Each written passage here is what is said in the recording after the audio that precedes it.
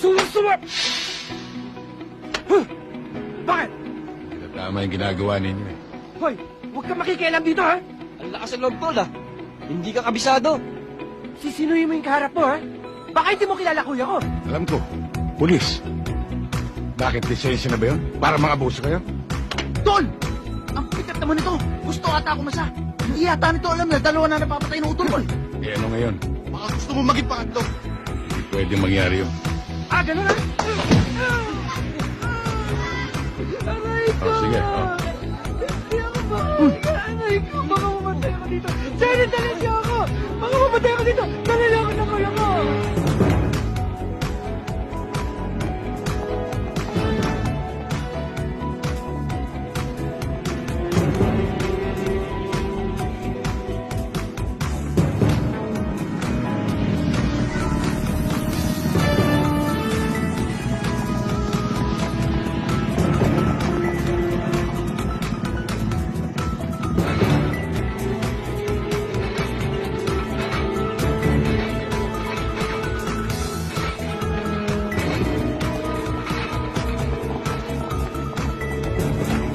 Bumili ka ng 4 na esquilan, ha?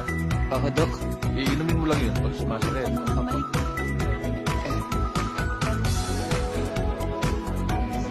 Kakalimutan na Sorry. tayo siya ng isang gabi. Gusto na nga pala yung stock natin ng aerosol. Pwede ka na umorder ulit. Baka Sa pwede ko kung na. papasahin sa okay, makalawa bumalik kami dito para makita ko ulit yan.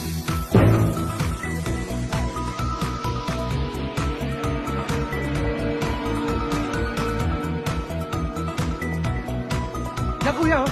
Yan ang upak sa akin. Hoy! Ikaw!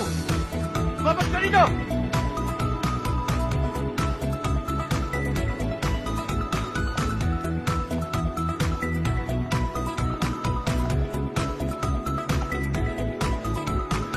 Yan, kuya. Ano ba talaga ang gusto mong palabasin, ha? Tayo ka lang dito eh. Nagpapaandar ka na? Ang dinami-dami ng tao dito. Kapatid ko pa tinalo mo? Tinanong mo ba sa kapatid mo kung anong pinagmulan? Hindi na importante yun. Nagkamali ka na sinagdaan. Sarge, pakiusap lang. Baka pwede natin pag-usapan ito na maayos sa loob. Huwag kang makialam dito, Connie, ha? Alam ko ang ginagawa ko. Dapat lang na panagutin ko ang tao ito. Wala akong dapat panagutan. Umawat lang ako. Awat ba yun nakita? Ako nga pulis, hindi ko ginagawa yun eh. Pulis nga! Kaya gampanan mo pagka-pulis mo!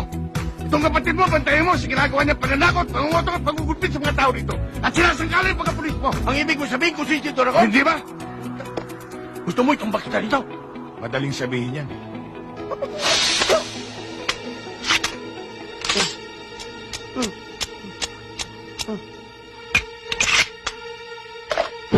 Hindi mo lang alam, Sarge. Hindi tayo talo. Oh, bakit di mo sinabi agad?